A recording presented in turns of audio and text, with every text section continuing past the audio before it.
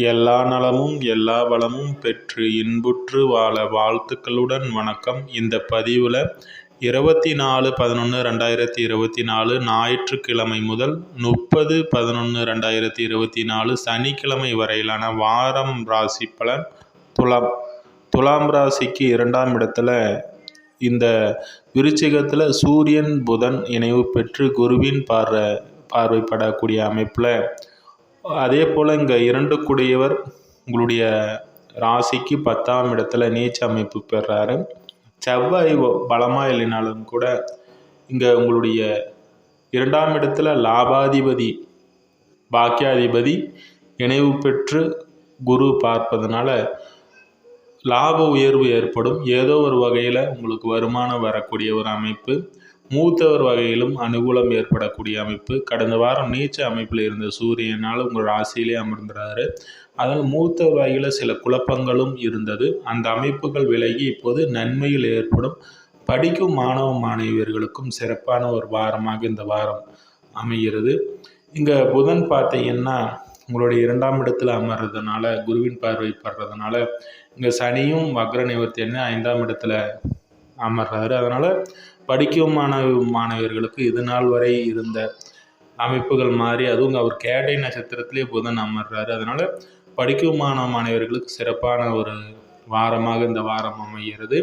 இல்லத்தரசிகளை பொறுத்த வரைக்கும் செவ்வாய் 10ஆம் இடத்துல நீச்ச அமைப்பில் இருக்கிறாரு. சந்திரன் நல்ல ஒரு அமைப்பில் லாபஸ்தானத்தில் அமர்ந்தனால இல்லத்தரசிகளை பொறுத்த வரைக்கும் நீங்கள் நினைச்ச விஷயங்களில் ஆதாயம் உண்டாகக்கூடிய ஒரு அமைப்பு.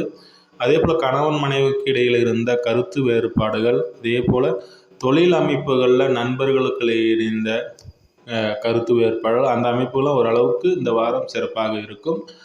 அடுத்ததாக உங்களுடைய தொழில் ஸ்தானாதிபதி இங்கே தன்னுடைய நண்பர் வீட்டில் சூரியனுடைய வீட்டில் சிம்மத்தில் அமர்றாரு.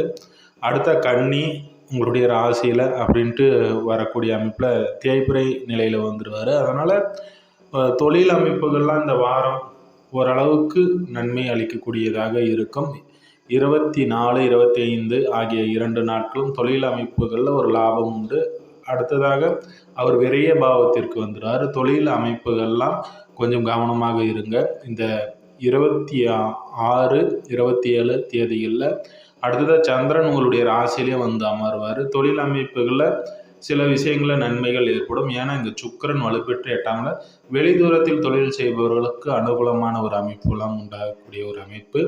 வருமானத்தை பொறுத்த வரைக்கும் இங்கே செவ்வாய் நீச்ச அமைப்பில் 10ஆம் இடத்துல இருக்கிறதுனால, இருந்தாலும் உங்களுடைய 2ஆம் இடத்தை குரு பார்க்குறாரு. ஏதோ ஒரு வகையில் வருமானம் உங்களுக்கு வரும். அதிர்ஷ்ட வாய்ப்புகள் உண்டாகக்கூடிய அமைப்பு. எடுக்கக்கூடிய முயற்சிகள் சிறப்பான நன்மையில் தரும்.